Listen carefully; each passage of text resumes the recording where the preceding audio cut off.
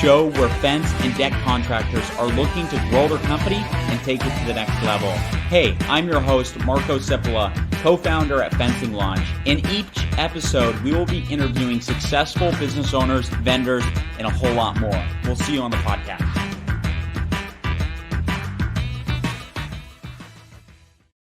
It's Marko, your host here, co-founder here at FencingLaunch. I am joined today with an amazing individual from the home service industry. He runs one of the biggest, probably the biggest Facebook group for painting contractors of over 200,000 painting companies. Can you believe that? Over 200,000 painting companies in there. And his name is Tanner Mullen. He's the founder of DripJobs. Welcome to the podcast, Tanner. Honored, man. So happy to be here. Big fan of you, Marko, and what you're doing. Wow, let's go. I'm fired up. Absolutely, man. And I know you're primarily from the painting industry. I mean, you own a painting business, residential painting in Florida, and you started DripJobs and all of that. But just so for, everybody listening here, what I want you guys to take away is just learn from Tanner's journey. He's going to talk a little bit more about his software and DripJobs a little bit, and like customer experience, what it takes to grow a home service company, all of that good stuff. But Tanner, I guess the first thing I want to ask you is what prompted you to get into all of this? Like, tell us a little bit more about how you got started. Yeah. Man, it's interesting. Sales background first. I got into the restaurant industry, and the minute I realized that I could create my own income through the vehicle of being a server at a restaurant, it was game over, because I started to pay attention to what got people to pay me more, right? That's the core of it, right? It was like, how can I get this party of four to, instead of spending $20 a head, get up to $30 to $40 a head, right? Because ultimately we've globally accepted it in most cases that 18 to 20% is the tip, right? So this was a simple equation, and I just started playing the game differently. I started to identify that there's two types of people. You have order takers, and then you have people that understand the concept of suggestive selling. So when I got a table, I didn't just wait for them to take the order. I didn't, just say, hey, do you need a few minutes with the menu? I'd be the guy that says, put your menus down, right? Put them down, because I want to tell you what we have off the menu that I think you're going to love. And what that did was it allowed me to remove price as the most important component of the interaction, and rather instead it was about the experience, and that's what they were there for anyway. Right? Because generally speaking, when people go into a restaurant, especially if it's their first time there, they're going to just look at whatever's highlighted on the menu and then base their decisions off of whether or not they agree. Then they look around at everyone else. What are you getting? What are you getting? What are you getting? Hello, I'm here every freaking day.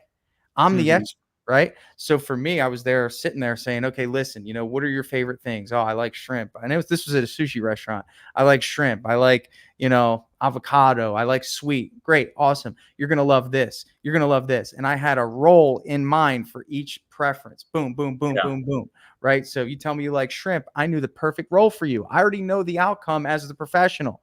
Okay. So this translated, I made it into management, learned management, got into car sales. Okay. That was really eye-opening to me, because I had to sell for survival rather than, creating a great experience. The car sale was more about me rather than it was them, because the environment that I was in celebrated that, right? When you get somebody that comes in that doesn't want to buy, but is just looking, I got to convince that person to buy. And sometimes use manipulative tactics to do that. So I got to see what that looked like. I'm like, I don't really like that. Then I got into life insurance, thinking that I was providing great value. But to be honest, I found that as a life insurance agent, I was leaning toward whatever gave me the most commission naturally, because I was rewarded for that. And that was final expense. So Marko, I'm in these people's houses, doom and gloom, saying, listen, what are you going to do when you die? Who's going to pay for this? Like, are you going to march with t-shirts? Are you going to have to sell things? I have an final expense policy. You pay me $100 a month on your fixed income, and I can make sure that you are taken care of, or your family's taken care of. It's terrible. And I'm sitting in someone's, carport in a very low income area, peddling this insurance product that they're not going to need, and it's like, so I've been through this journey of trying all these different things. But through that, I got a lot of good experience. And then I finally said, you know what? I need something stable. I'm tired of the, Jumping volatility of, around. Yeah. yeah, man, I wanted something that I could build my family off of. I want to, something structured. I want to see what corporate's like, which Yeah. was a good experience because I got a job at a local credit union. And this Okay. really opened up my eyes to finance, to just structured banking, like, loans and all this stuff. So I had this really, really wide range of experiences from different sectors: restaurant, life insurance, cars, banking. And meanwhile, back home, my father was a painting contractor who had been struggling because my mother passed away. She was like the office. She was the office admin, the mother, the husband wife duo, right? Dad just goes out and does the work, hands the money to mom. She pays all the bills or whatever the case may be. So when that happened, there was a big void in our life of like, Yeah. dad's not working anymore. He's incredibly depressed. And I remember as a kid, he used to take me to work, man. He used to knock on my door at 6 a.m. on my summer vacation and say, come with me to work. We'd stop at McDonald's. We'd grab a bite to eat, and I'd be in prep in someone's house at 7, 8 o'clock in the morning, right? Yeah. So my thought was, as I'm going through these channels, I knew that I wanted more. I always had an entrepreneurial spirit. I'm the guy that's on GoDaddy every few days looking up to see if domains are available, right? Yeah. I'm always thinking, I'm always looking to see like where my competitive edge could be.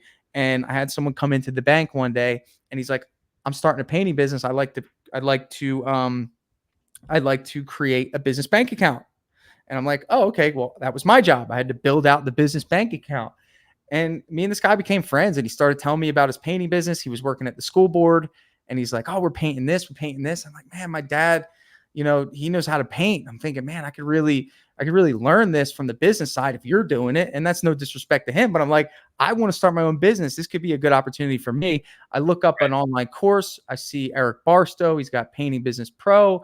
I start to learn the language. I start to see how the business has changed since I was a kid, which I didn't really know much, but I just started to see like, wait a minute, there's a lot of opportunity here with a subcontractor model. So in other words, I could go and sell the work, which I'm good at naturally. I know how to sell, and I can have someone else do it for me.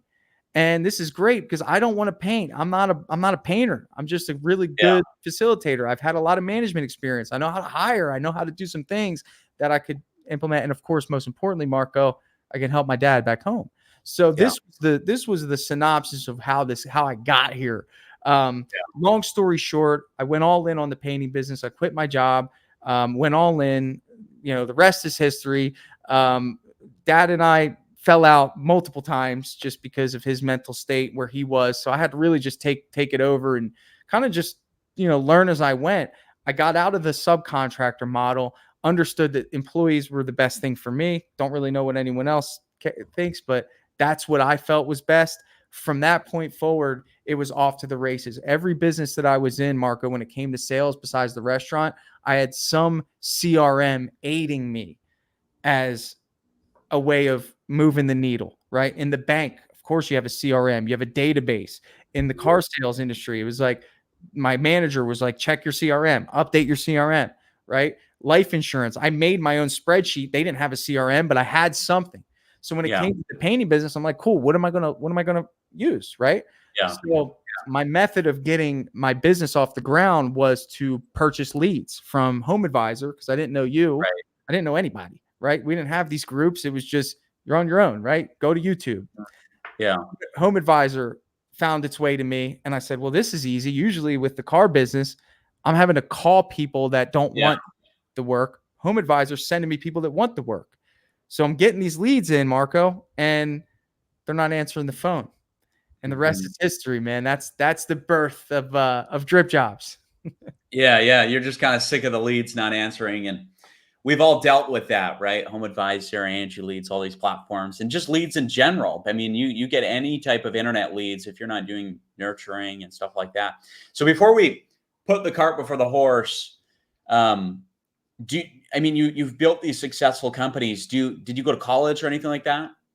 Yeah. So, no, I mean, I did, I got an associate's degree. I was actually managing a restaurant full time and, taking 4 classes at the same time. So, I was in the back office at 11 p.m. while the restaurant's going, and I'm studying employment law, and I mean, these are some things that I learned, but I don't credit absolutely any of my real world business success to school. Every Yeah. bit of it was learned from being in it, working for small businesses, which was great. I got to work the restaurant industry that I worked in was the best example of a small business owner. Had such a great mentor in him, just the way they were Chinese owned, the work ethic of the Chinese, unmatched. Just they prioritize work. So they taught me how to work at 17, 18 years old, to work fast, to work smart, to optimize your time, to be diligent. Like they kind of really trained me on that. Right. So I had a really good experience there. And then 2 corporate level experiences of being in the car sales and then being in the bank. So a lot of real world, trial and error. Yeah. Good. Yeah. And it's just awesome to see, like, you've started the home service company. You've done that. You've been doing it for many years. And then it's like, now let's solve this problem over here, which is other service businesses are struggling with, which we'll get into here in a second. Because whether you're a fence company, roofing company, painting company, you name it. I mean, we all have the same challenges, right? I mean, us here in this community, I mean, we're all fences. So, like, in the fence community, we're dealing with the same thing. Leads aren't answering the phone. Quality of lead, CRM, and just tech stack in general. Like you were saying, even in the car business, I mean, you created your own spreadsheets and stuff like that. Like, you got to be on something scalable. Otherwise, it's just not going to work long term. That's chaos, man. And for me, I have to know that I can control outcomes in business as a business owner. Like, I think everyone should put themselves in a position to be able to control outcomes. That's why, if you're listening to this, maybe you own a fence installation business and you're thinking about hiring a marketing agency. I tell people this: it's either you do it or they do it. And ultimately, when you hire a marketing agency, you're pretty much shouting out to the marketplace that you're in control, right? Rather than sitting and waiting for word of mouth to come in, or we're waiting for, random events to occur. It's like you want to have your finger on the trigger when it comes to business. So for me, having a CRM in place is an absolute no-brainer. It's one of those things that if I did not have, or if honestly, I couldn't imagine. And just to be clear, I still run and operate my house painting business, and I run and operate DripJobs, and I'm very involved in both businesses. Okay. And I could not do it without DripJobs. I could not have premium painting running the way it does without DripJobs, because I have a team that accesses the information they need, the automated follow-ups that, we'll get into that. But ultimately, it's like, it's very difficult to scale a business without the right tools. And that's what I ran into early on, is like, I don't have the right tools for this. And I can see the patterns. We're not going to get far. Yeah. How long, like, what year did you start Premium Painting, the painting company? 2016, end of 2016. So we're coming up on eight full years. Yeah. And then you started DripJobs, what, like 4 years ago? 3 years ago? 2021, 3 years. Yeah. Okay. So you didn't do it right away. Like, you were growing this painting company and you identified the issues and you're like, okay, I need to develop some sort of software that can solve the challenges we're having. Because I want to get into that here in a second, but I want the viewers to understand, like, why would you do this? Like, what prompted you to start DripJobs? Or maybe it wasn't DripJobs at first. Maybe you just wanted to solve your own business issues. But how did that all happen? Oh man. There's so much that goes into developing software that, like, I'm sure everyone at some point has the thought that they want to solve the problem. Like, I think we all do naturally. Like, you're a business owner, you're a natural problem solver, and you have problems in your business that we all do. So, like, I'll kind of let me scale back. I started documenting myself with my day-to-day on Instagram. Met some people throughout our industry that ultimately shared similar pains. So that gave me the confidence. Like, I'm not the only one that is buying leads. I'm not the only one that wants to follow up with them. I'm not the only one that is frustrated of the lack of organization. So I don't know if you know this, but I actually put together a program called Trade Thrive. Have you ever heard of that? I mean, I don't think we connected I don't know if we connected that long ago. Yeah, I don't remember Trade Type. Okay, so Active Campaign. That's Right. the email marketing software. Zapier. You know what webhooks are, right? So I just connected those three things and I cleaned up the emails. I made them look really good. I would put a company's logo on them. I changed the color of the font, and I would actually sell this as a service, which was essentially whenever your home advisor lead would come in, we would send it through Zapier to zap into Active Campaign. So that lead would receive a text or receive an email instantly. Okay. So what was happening is people were getting these leads and the leads were responding to the emails. And I had maybe 5 or 6 companies I was doing this for. And then next thing you know, they're like, well, I have to respond back to the email. So I'm thinking, well, what if we can save a step, put the booking link in the email, and now the customer books the appointment?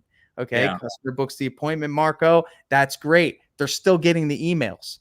So in other words, they booked the appointment, but they're still getting the follow-up drip messages that say, hey, book an appointment, book an appointment, book an appointment. Yeah.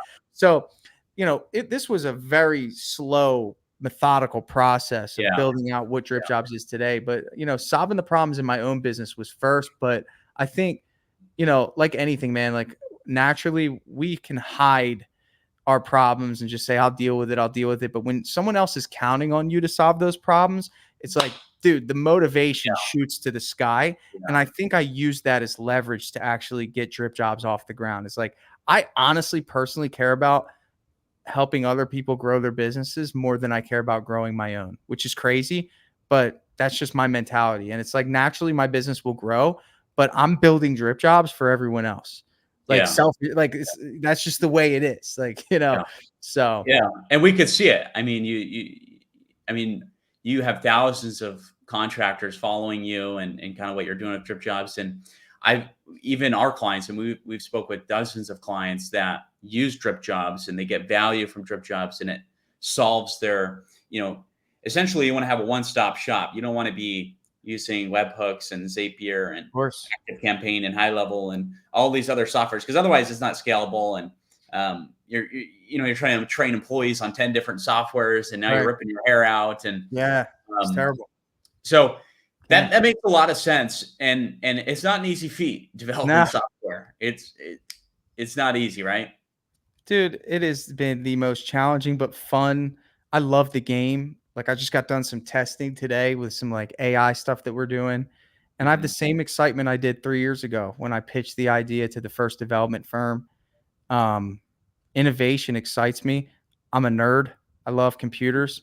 Like, I'm just eyeballing a computer that I want to buy. I love computers. I love technology. I love the speed. I love I love taking technology and implementing it into a brick and mortar business. I think that's the coolest thing in the world. I think when you have a customer that inquires for a painting estimate, I want to be the company that stands out. That's what I talked about earlier, is like, I want to be the company that stands out, and I want to help all of our users stand out in a way that takes away the price element of the decision-making process and rather replaces it with the value element. And that can be done through software.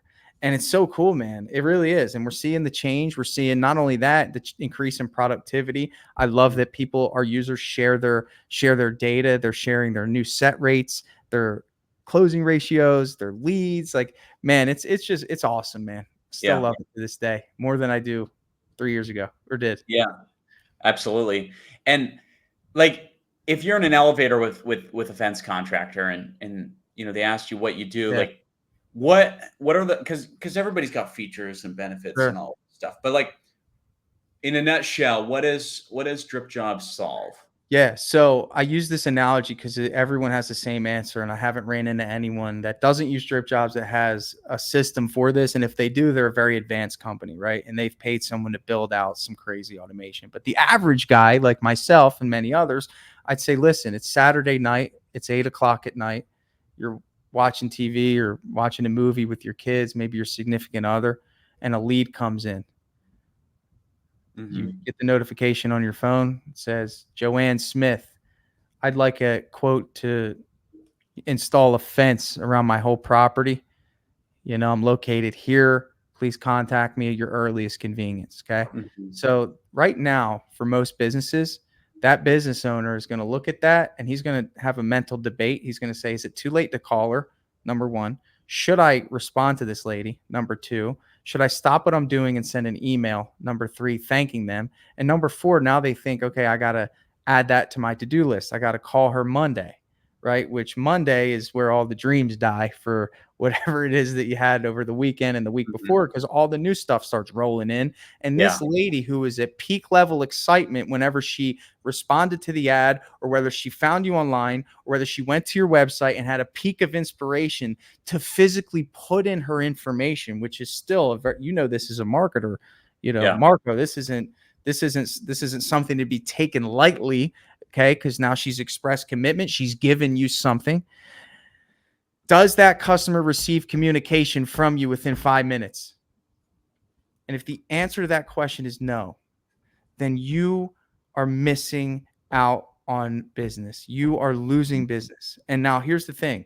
With DripJobs, that user comes to our website. They fill out the form. Not only are they filling out a form, they're filling out an optimized form, one that asks important questions that allow us to eliminate the back and forth. Like, when do you want us to come out? What is your preferred dates?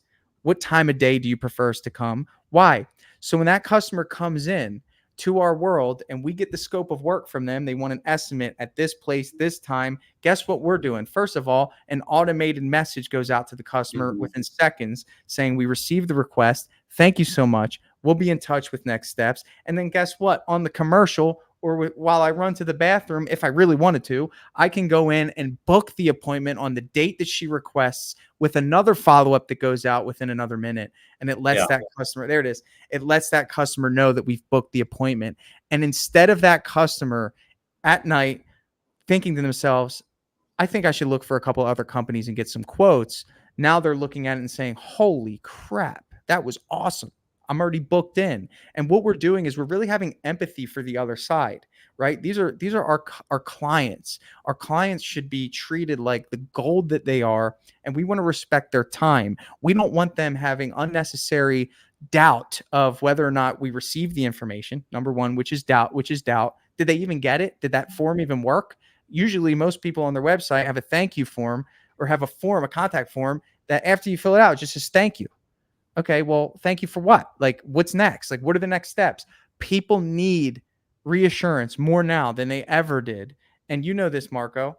Okay, guess what? Where are they? They're going right back to Google, and they're looking at the laundry list of other options, and they're just going to fill out a couple other forms. And guess what? Who's going to stand out? So with that in the elevator, I'd say, is someone receiving communication at Saturday at 9:00 when they put in an estimate request? Yes or no, within 15 minutes, without you physically having to do it or feeling bad? And the answer to that question is generally no. And that's what we solve. Now, there's many other things that we do, but the most important thing we do is we lower your anxiety, okay, and we increase your operational efficiency. Yeah, it really does. Because like when we're running ads for fence companies, like when a lead comes in, they click on that ad, they go to the website and they fill out the form. That's automatically put into the pipeline, like the sales pipeline of DripJobs. And once they're in there, I mean, they're getting you guys call it the drip system, where they get emails and SMS, and it's not bombarding them, but it's giving them useful information to move that customer from like interested to like actually scheduling an estimate and becoming a customer. Right. Absolutely. I mean, you got to understand that like the sale isn't done just because somebody filled out a form.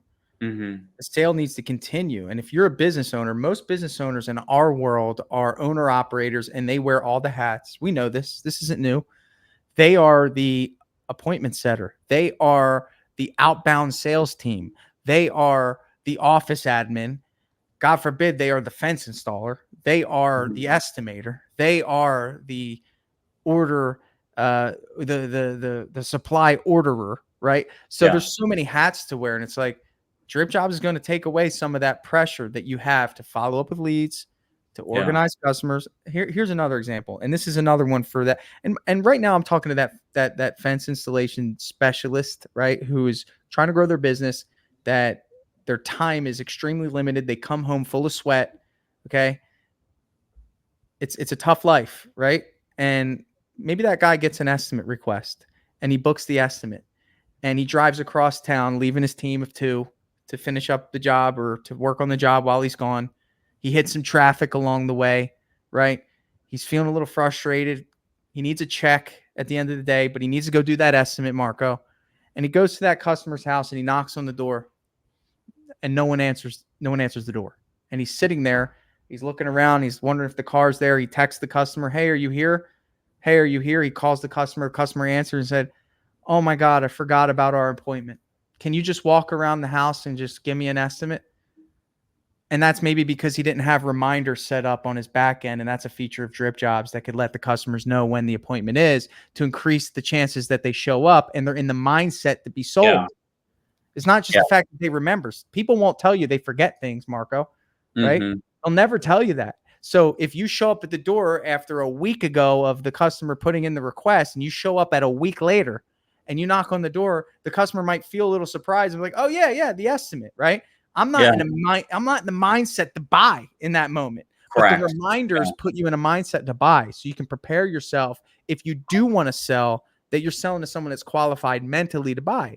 And there's so much to that, but that's just one of the other problems that we're aiming to solve.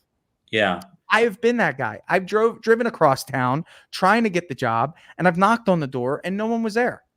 And I'm pissed. I'm like, "Where are you? We had an appointment." "Oh, I totally forgot." "You forgot? So I just drove all this way for you to forget?" Yeah.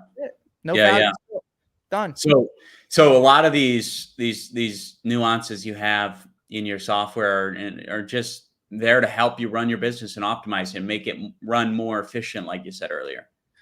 And that's the endless pursuit of how efficient. Like if you look at business as a whole, the goal of every business is to improve efficiency. And that should be a never-ending pursuit. There's always AI. There's always going to be a new way. There's always that is how America and our country and the economy moves forward, is operational efficiency. How quick can we render the service from the initial interaction to the standard of which the purchasing party is pleased with the results? How do we do that over and over and over and over and over again?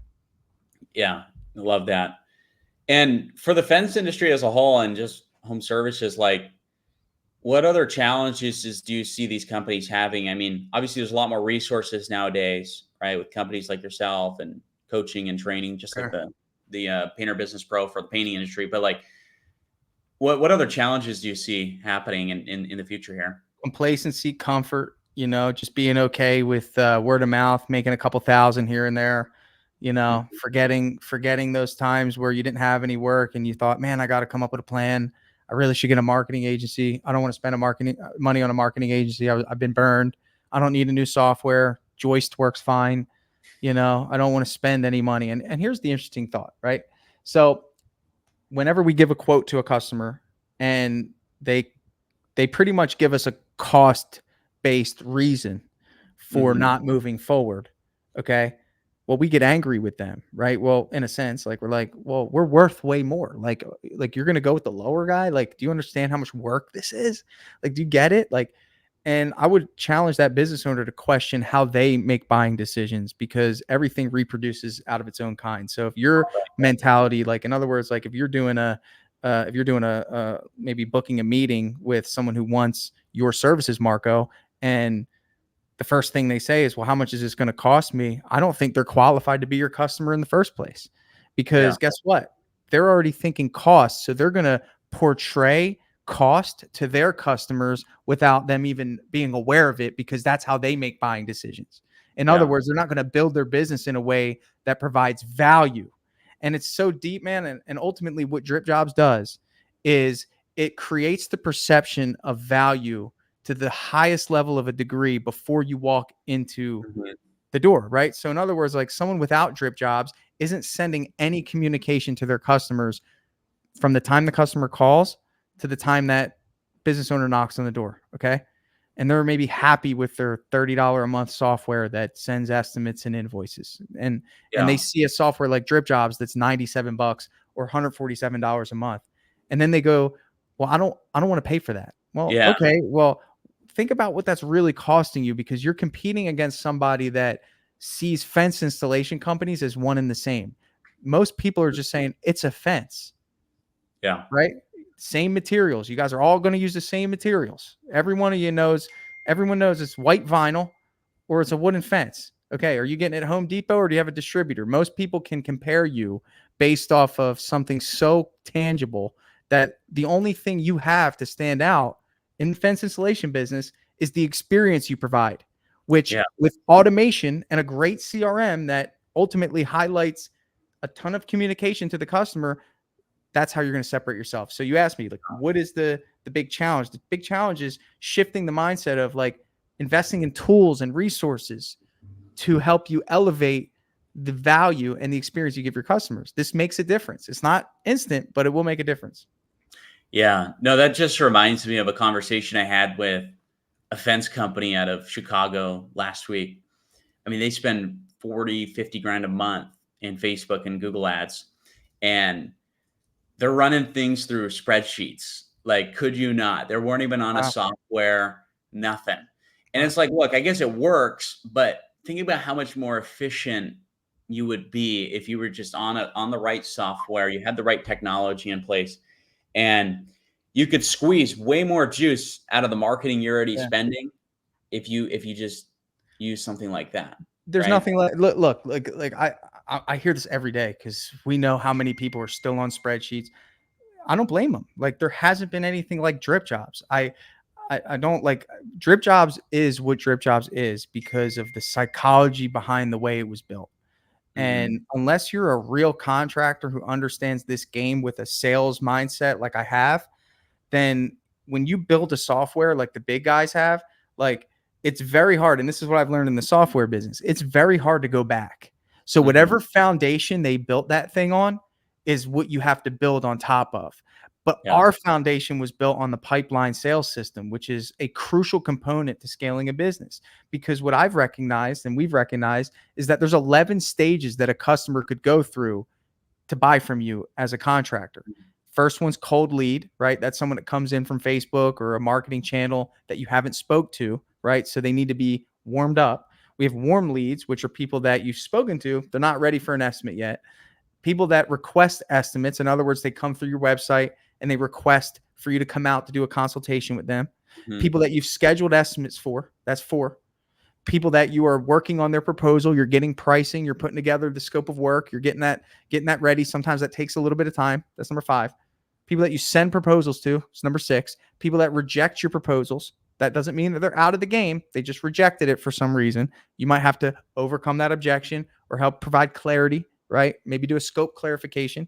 Okay, that's 7 stages in the sales pipeline. Okay. And then on the jobs pipeline, you have jobs that are accepted, scheduled, in progress, and complete. Okay. It's 11 stages that people need to travel through in order to buy from you. And the thing is that when you don't have something tracking that automatically, there's no way you can do it manually. 0%. It'll only take 4 or 5 people to come through and they start jumping off all the different stages for you to just be like, you know what? I'll just do a normal spreadsheet, keep everyone's names, and then I'll mark if they're a customer or not. And that's it. Yeah. Yeah, exactly.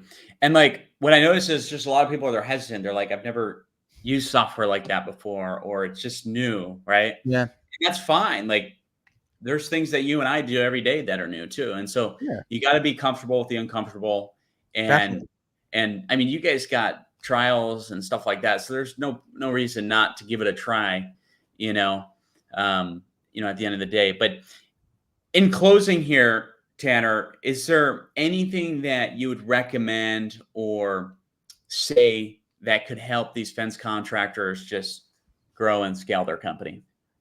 Yeah, I mean, it doesn't matter what you're selling. You could be a painting contractor, fence contractor, roof contractor. You could be a wallpaper installer. You could be a freaking. You can install blinds. It doesn't matter. Really, what you need to understand is that there's 2 types of companies. There's ones that understand the concept of value, and there's ones that are trying to figure it out. In other words, if I asked you what you did in the elevator and you said, "Well, I install fences," well, great. So does everyone else. And if you can honestly tell me that you do something different than just install fences and that appeals to me as a buyer, then I'll be interested and I'll want to actually pay you more because people pay more for things that are outside of the normal, right? People pay more for 2 things, either something that's convenient or a better experience. It's the same reason why if you go to the NBA finals, right, the tickets, even though it's in the same game, can vary from $50,000 on the court side or maybe $800 all the way up in the nosebleeds. Same game. Why is the variation of pay so different? Because the people on the court, they're getting a better experience. They're the ones they're going to hear the guys chirping on the court. They're going to hear the ref yelling, and they're going to experience the game differently than someone all the way in the nosebleeds. Okay. So think about that, right? The arena and the game is the fence installation. Okay. But why would someone pay more for that fence installation? And that's your job to figure out. There's a lot of value there. One of the things is having a great software that gives your customers a great experience. Yeah, absolutely. Well, you heard it from the man there. On our end of the neck of the woods, if you're a fence contractor looking to grow, we got a free book. We just released these last week. Nice. It's called Fence Marketing Secrets. We're giving these things out for free. We'll be at the Fence Show in a couple weeks here as well. So if you guys will be at the Fence Show, definitely come by our booth. But other than that, man, thanks again, Tanner, for joining us. And to our listeners, keep looking forward, keep pushing, and keep growing your company.